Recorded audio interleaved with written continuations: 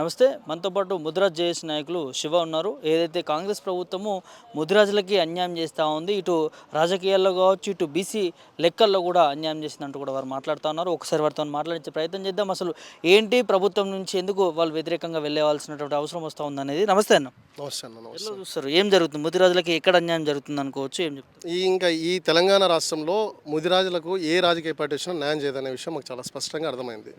ఈరోజు ముదిరాజుల ఓట్లతోటి అధికారంలోకి వచ్చిన కాంగ్రెస్ పార్టీ ఈరోజు ముదిరాజుల లెక్కల్లో చూపించడంలో చాలా అస్పష్టంగా ఉంది. దాదాపు 40 నుంచి 45 లక్షల జనాభా కలిగిన ముదిరాజులని ఈరోజు 26 లక్షలుగా చూపించారు. అయినా సరే మేము స్వాగతిస్తున్నాం. ఎవరో కులగణన చేశారు, దానికి కొంత అక్యురసీ డాటా ఉందిలే ఏదో ప్రభుత్వం దగ్గర అని మేము అనుకున్నాం.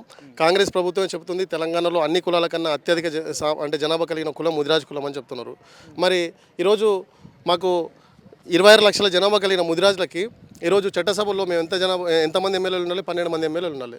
కానీ ఈరోజు ఎంతమంది ఎమ్మెల్యేలు ఉన్నారు? ఒక్క ఎమ్మెల్యే ఉన్నాడు. ఈరోజు ఎమ్మెల్సీల్లో కాంగ్రెస్ ప్రభుత్వం ఇప్పుడు త్వరలో ఫుల్ఫిల్ చేయబడుతుంటే భర్తీ చేయబోతున్న ఎమ్మెల్సీల్లో కూడా ఈరోజు ముదిరాజులకు 2 ఎమ్మెల్సీలు ఇవ్వాలి. ఈరోజు మేము మా ముదిరాజ్ కులం నుంచి ఇప్పుడు రాజకీయంగా చాలా ప్రజాదరణ పొందిన నాయకుడు మా నీలం మదన్న ఉన్నాడు. మరి ఆయనకు ఈరోజు ఎమ్మెల్సీ పదవి ఇవ్వాల్సిన అవసరం ఉంది కాంగ్రెస్ ప్రభుత్వానికి. కాంగ్రెస్ ప్రభుత్వం మరి ముదిరాజులని విస్మరించే ప్రయత్నం చేస్తుందా? మరి ఈరోజు మీ పార్టీకి ఉపయోగపడే నాయకుడు, యువ నాయకుడు మీ కాంగ్రెస్ ప్రభుత్వం యువతకి అవకాశం ఇవ్వాలని చెప్తున్నారు. మరి ఈరోజు ఒక యువ నాయకుడిగా చలామణి అవుతున్న నాయకుడు, తెలంగాణలో అత్యంత ప్రజాదరణ పొందుతున్న నాయకుల్లో ఒకానొక వ్యక్తి ఈరోజు నీలం మధు ముదిరాజు గారు. మరి అట్లాంటి వ్యక్తికి ఈరోజు కాంగ్రెస్ ప్రభుత్వం ఎమ్మెల్సీ పదవి ఎందుకు ఇవ్వదు అనేది మేము కాంగ్రెస్ ప్రభుత్వాన్ని అడుగుతున్నాం. ఈరోజు ఆయన బయటి పార్టీలో ఉన్న వ్యక్తి కాదు, మీ పార్టీ కోసం పనిచేసిన వ్యక్తి. మీ కాంగ్రెస్ ప్రభుత్వం 2009 నుంచి 2014 వరకు, కనీసం 2009 నుంచి 2018 వరకు డిపాజిట్లు కూడా రాని నియోజకవర్గంలో మీ కాంగ్రెస్ పార్టీ ఆత్మగౌరవం నిలబెట్టిన వ్యక్తి.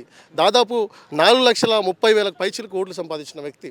మరి అట్లాంటి వ్యక్తికి ఈరోజు తెలంగాణలో యావత్ ముదిరాజ్ సమాజం మొత్తం ఆయన వెంబడి నడుస్తున్న ఈరోజు వ్యక్తి ఈరోజు ముదిరాజ్ కులంలో ఒక కాసాని జ్ఞానేశ్వరం ఉన్న తర్వాత ఆ వారసత్వాన్ని ముందుకు నడిపించే నాయకుడు ఈరోజు నీలం మధు ముదిరాజు. మరి అట్లాంటి నాయకుడికి మీరు కాంగ్రెస్ ప్రభుత్వం ఎందుకు ఎమ్మెల్సీ ఇవ్వడంలో వెనుకబడుతుందో, ఎందుకు ఆలోచిస్తుందో కూడా ఆలోచించాల్సిన అవసరం ఉంది. అట్లాగే ఈరోజు ఇదే కాంగ్రెస్ పార్టీ కోసం, ఇదే ఎన్ఎస్యుఐ కోసం, ఇదే ఉస్మానియా యూనివర్సిటీ గడ్డ మీద ఈరోజు మా నిజన రమేష్ అన్న కావచ్చు, మా రెడ్డి సీనన్న కావచ్చు, అట్లాగే మా జట్టి శంకరన్న లాంటి వాళ్ళు కావచ్చు, అట్లాగే ఎంతోమంది ఈరోజు జిల్లా స్థాయిలో, రాష్ట్ర స్థాయిలో ఎంతోమంది మా ముదిరాజ్ బిడ్డలు ఎన్నో పోరాటాలు చేసి కాంగ్రెస్ పార్టీని అధికారంలో తీసుకొచ్చారు. మరి ఈరోజు చైర్మన్ పదవులలో, నామినేటెడ్ పదవులలో, లేదంటే మెంబర్లుగా కూడా మా ముదిరాజులు అవసరం లేదా?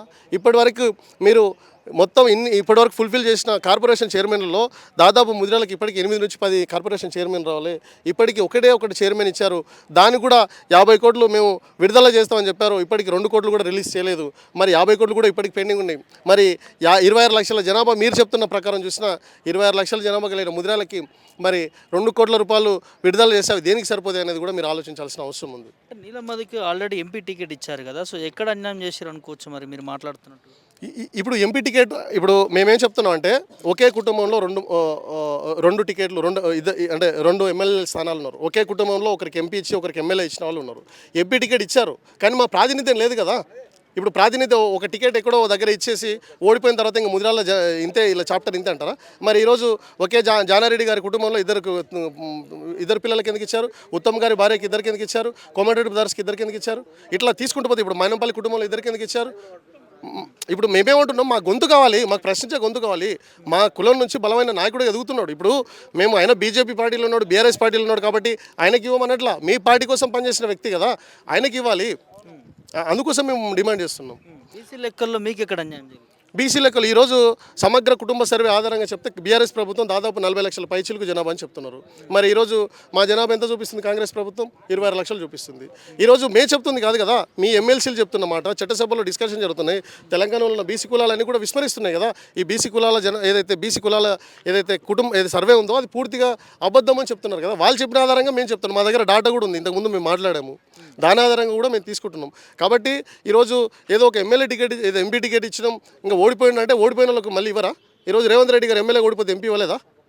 కాబట్టి అవకాశాలు అనేది పనిచేసే విధానాన్ని బట్టి ఇవ్వాలి తప్ప గెలిపోవడంలో కాదు కదా. గెలిపోవడం అంటే ఇందిరాగాంధీ లాంటి వాళ్ళు కూడా ఓడిపోయారు. అంటే నీలం మధు, రేవంత్ రెడ్డి ఒకటే అంటారా? ఒకటి అంటే మేము ఏమంటున్నాం అంటే ప్రజాదరణ పొందడంలో ఒకటి అంటున్నాం అండి. ఇప్పుడు ఆయన రెడ్డి కాబట్టి గొప్ప అని మేము అనట్లేదు కదా. ఇప్పుడు నాయకత్వం గురించి మేము మాట్లాడుతున్నాం. రేవంత్ రెడ్డి గారి చరిష్మా వేరు, ఆయన నాయకత్వం వేరు, మేము దాన్ని గౌరవిస్తాం. ఈరోజు ఆయన వెంబడే మా ముదిరాజ్ కులం ఉంది. ఈరోజు ఆయనని మేము నమ్మినాం కాబట్టి కొడంగల్లో 75,000 ఓట్లు ఉన్న మా ముదిరాజ్ బిడ్డలందరం కలిసి ఆయన గెలిపించుకున్నాం. రేవంత్ రెడ్డి గారి మీద మాకు నమ్మకం ఉంది. ఈరోజు ఆయన చాలా దగ్గరలో ఏ రాజకీయ నాయకుడు మాట్లాడిన టైంలో మా ముదిరాల గురించి మాట్లాడాడు కాబట్టి మాకు ఆ గౌరవం ఎప్పటికీ ఉంటుంది. కానీ మేమేం చెప్తున్నాం అంటే రేవంత్ రెడ్డి గారు ఏదైతే ముదిరాలకి ఆ రోజు ఎలక్షన్ హామీల్లో ఇచ్చినారో ముదిరాలకు మేము పెద్దపీట ఇస్తున్నాం. అందుకు ఏమంటున్నాం, ఈరోజు ఎమ్మెల్సీ బరిలో ఇంకా ఎవరైనా బలమైన నాయకులు ఉంటే వాళ్ళని మేము ప్రపోజ్ చేసేవాళ్ళం. ఇప్పుడు మంచి వచ్చాడో మా కులం నుంచి కాంగ్రెస్ పార్టీలో ఉన్న నాయకుల్లో నీలం మదన్న ముందు వరుసలో ఉన్నాడు కాబట్టి ఆయనను మేము ప్రపోజ్ చేస్తున్నాం తప్ప మేము వేరే ఉద్దేశాలు అయితే మాకు కావు. టికెట్ వస్తుందని ఆశిస్తున్నారా లేకపోతే ఎట్లా అంటే పదవి ఎమ్మెల్సీ పదవి ఇస్తారని ఆశిస్తున్నారా? ఇవ్వకపోతే కార్యాచరణ ఎట్లా? ఖచ్చితంగా ఇవ్వాలి కదండి. ఎందుకు ఇవ్వరు అంటే ఇప్పుడు వాళ్ళు చెప్తున్న ప్రజాపాలనలో మరి 26 లక్షల జనాభా కలిగిన ముదిరాలకి ఎమ్మెల్సీలో స్థానం ఇవ్వరా?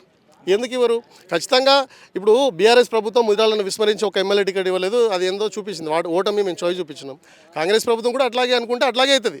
ఈరోజు బీసీల కులగన్న ఆధారంగా మేము మీకు సీట్ల కేటాయింపులు జరుగుతున్న మళ్ళీ కాంగ్రెస్ ప్రభుత్వం మరి మేము ఒకటే అడుగుతున్నాం, మాకు ఎమ్మెల్సీ పదవిలో అవకాశం కల్పించండి. మేము చట్టసభలో భాగస్వామ్యం కాకూడదా?